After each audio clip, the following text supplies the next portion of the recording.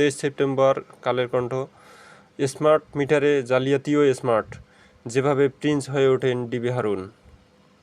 প্রতিদিনের সংবাদ, সম্পদের হিসাব চেয়ে সময় বেঁধে দিল সরকার। যায় যায় দিন, ঢাবিতে প্রাণচাঞ্চল্য।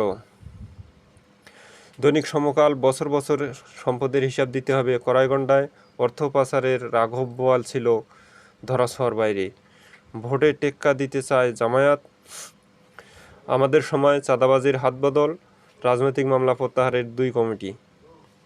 দৈনিক জনকণ্ঠ, স্কুল কলেজের জায়গায় শপিং মল মার্কেট। দৈনিক ইনকিলাব, শিক্ষা প্রশাসন চালাচ্ছে আওয়ামী সুবিধাভোগীরা।